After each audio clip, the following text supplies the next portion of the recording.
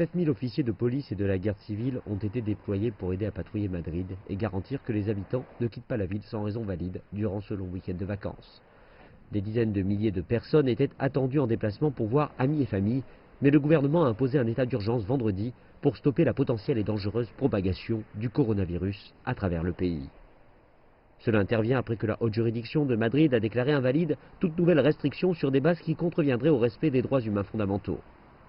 L'état d'urgence adopté par le gouvernement central a annulé cette décision d'une cour régionale. Ainsi, le confinement partiel peut être réimposé. S'exprimant samedi, le Premier ministre espagnol a appelé à mettre un terme aux luttes politiques intestines.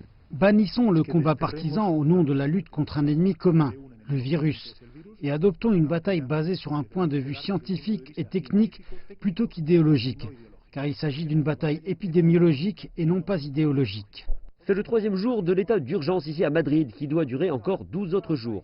Après cela, si le gouvernement de Pedro Sánchez souhaite le prolonger, il devra obtenir un appui multipartite du Congrès, ce qui, à coup sûr, fera fuser à nouveau les tensions entre les politiciens espagnols de gauche et de droite. La France a également enregistré des hausses immenses du taux d'infection.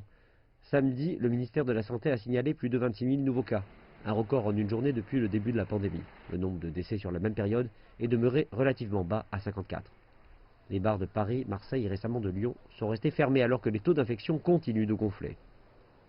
À Berlin, la ville a imposé son premier couvre-feu en plus de 70 ans.